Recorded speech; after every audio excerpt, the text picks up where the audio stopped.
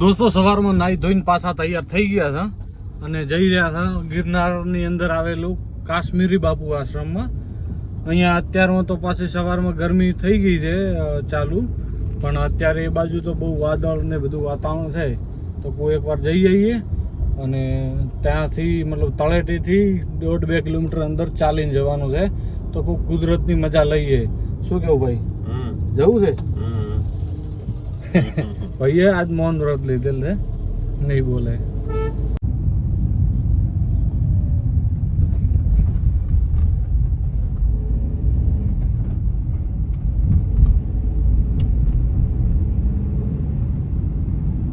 કહું આપણે ઉપર ચડીએ, કાશ્મીરી બાપુ જઈએ એના પહેલાં આખું નાસ્તો કરી લઈએ. તો અહીંયા નાસ્તો કરવા બેઠા હતા શક્તિ રજવાડીમાં. ભાઈ બનાવે છે અમારા માટે પફ અને ચા પીએ છે અને પછી આગળ નીકળીએ. ગાડી પાર્કિંગ કરી અને નીકળી ગયા છીએ ચાલવા માટે. અહીંયાથી થાય છે 1.4 કિલોમીટર ને 22 મિનિટનો ચાલતો રસ્તો છે. તો બસ ગંદકી છે થોડીક વરસાદના હિસાબે, તો અમે નીકળી ગયા. પેલા કહે છે ને કે બુકના કવર ઉપરથી બુકનો અંદાજો નહીં મારો એમ, એટલે અહીંયા શરૂઆત એટલી ગંદી થઈ છે ને, તો અંદાજો ના મારી શકાય કે આગળ જતાં શું નીકળશે. એટલે પૂરો રસ્તો કે પૂરી બુક વાંચો ને ત્યારે જ ખબર પડે કે આગળ જતાં શું આવશે શું હશે. અહીંયા કરવું છે એવા છાણ ને ઘર થોડુંક બહુ ગંદકીવાળી વાત તો છે, પણ જોઈએ હવે ઉકરડાવો. અહીંયા રસ્તો બંધ છે, આમ થઈને જવરાય આવે કે જાય છે કઈ બાજુ. વન્ય પ્રવાહ કાશ્મીરી બાપુ કઈ બાજુ છે, રસ્તો બંધ પાડે છે. અહીંયા ક્યાં છે, તો આપણે જઈએ. જોજે પાછા 2 રસ્તા ના હોય ને ફરાઈ જશું. ભાઈ આ નથી બાબલ્યો, આ રે રસ્તો છે સાહેબ, ગોળ ફરીને જ આવતો આવે જ છે. વતન લઈ લે ને હોય પાછા આવે. ગાડીમાં તો તે કેટલા રિવ્યુઝ લીધા છે આજ, તને ખબર છે? 2 ને 4.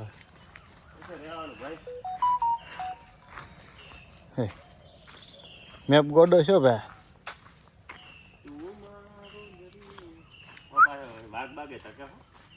ભાઈ રસ્તો બદલાવાનો થાય પછી તને લોચે લઈ લે. અહીંયા લઈ લે, અહીંયાથી શોર્ટકટ લે.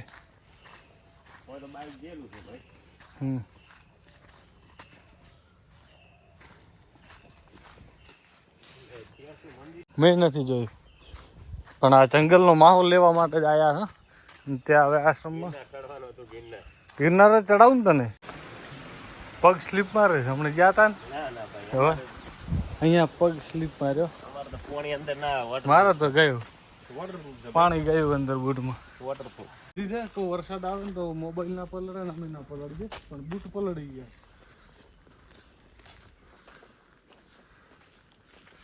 વાળ ઓળાવતા હતા કોઈ છે સેટ કરીને આમ કરીને પલડું કરીને. કાશ્મીરી બાપુ તો જોશે ને આપણે, એ તો ગુજરી ગયા. ખબર નથી કાશ્મીરી બાપુ, પણ એના વિશે આપણે કોઈ કોમેન્ટ લેવી કરે. જય ગિરનારી. જય ગિરનાર.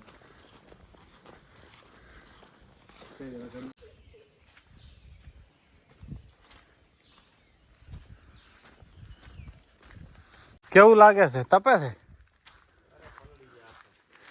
બફારો થઈ ગયો છે, બીજું તો કોઈ નહીં. વાતાવરણ બહુ શાંત છે, બફારો છે. વ્યક્તિ આખો પલળી ગયો છે અને અહીંયા અવાજ આવેલો છે જય શ્રીરામ શ્રીરામ લખેલું છે. અને અહીંયા નદી જેવું કોઈક ચાલુ છે, કંઈક આશ્રમ ના હતી 1.5 કિલોમીટર છે. એ કોઈક બીજું હશે આપો જેવું. લે છત્રી પકડ. મારા પૈસા ભગાયા છે ને હવે કેચ નથી પકડતો. અહીંયા નાની નદી કે ઝરણું ચાલુ છે, જોઈએ આગળ. તારે સ્ટાઇલ મારી હતી મન છે કીધું ના બે શંકો મળ્યા. આખા રસ્તા ઉપર બીજું કોઈ મળ્યું નથી. ભાઈનો મૂડ નથી, ભાઈને દોડી જાડું છે. કોઈ કરતા અહીંથી નીકળું તો બજાર જવું.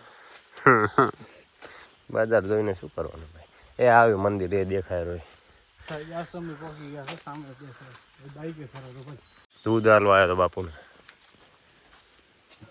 ઓમ તો ઠીક બાઈક લઈને બીજું હેરાન થઈ ગયું. યાર કશું ના થાય, આપણે લઈને આવ્યા એડવા કરતા તો સારું છે. બંધ બાઈક એટલે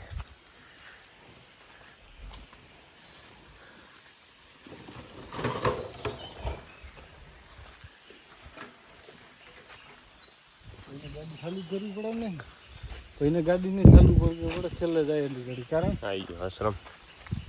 આશ્રમ બસ મતલબ સામે આવી ગયો છે. અહીંયા બર મારો છે, વન્ય પ્રાણીને હેરાન કરતા નહીં. પ્રાણી મળવું જોઈએ કે હેરાન કરવા કે જોવા માટે મળ્યું નથી. વન્ય પક્ષીઓ કીધા હોત તો અલગ વાત છે, અવાજ આવે તો હશે. એવું મજબૂત લોક છે.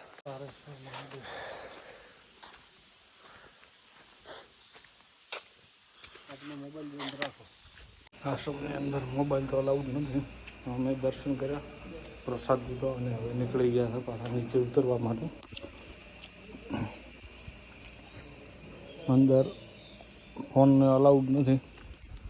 જોશે તો બોલશે, જો અહીંયા મોબાઈલ બંધ રાખો, શાંતિ જાળવો, જ્યાં ત્યાં થૂકવું ને આ બધા બેનર મારેલા જ છે.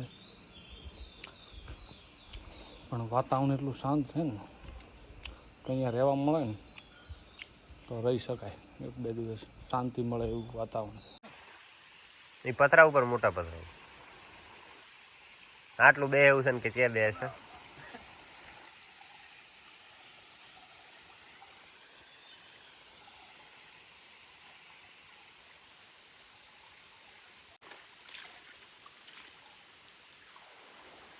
અહીંયા ઝરણાનું પાણી આવી રહ્યું છે. જ્યાં અમે આગળ બેઠા હતા અહીંયા ટ્રાફિક છે કે બેક સાઈડમાં છે.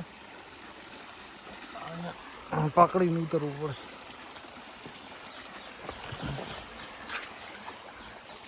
વાહ, હેલ્પ થઈ ગઈ. કેટલું ઠંડુ છે. અમારે અહીંયા હવે નાવા બેઠો ના પ્રો.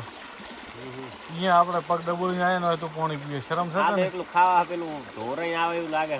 તો એ જ છે કે તારે આટલામાં તો શું ક્લીન હોય, ક્લીન મોટું હોય, ડાયરેક્ટ પથ્થર પર્વતમાં નીકળતો હોય ને એ સારું થાય.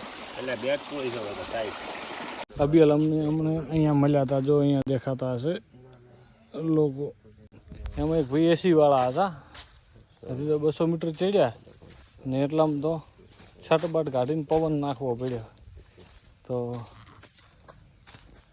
થોડું ઘણું ક્રિકેટ બ્રિકેટ કે ભાઈ કંઈક આઉટડોર ગેમ રમો. એસી તો ભલી રાખતા 2-2 કલાક તો શું હેલ્થ સારી રહે. પછી 200-300 મીટરની અંદર હું ક્યાં ટિપ્સ આપું છું, મને પરસેવો તો વળી જ રહ્યો છે પણ એટલો નહીં. એમ અહીંયા આટલા મોટા મોટા પગવાળું કયું પ્રાણી આવ્યું છે? આ ભાઈ કહે છે ગાય છે. ગાયને આવડા પગ તો ના હોય પણ હશે ભાઈ. અહીંયા ગાય સિવાય બીજું કોઈ છે તો નહીં.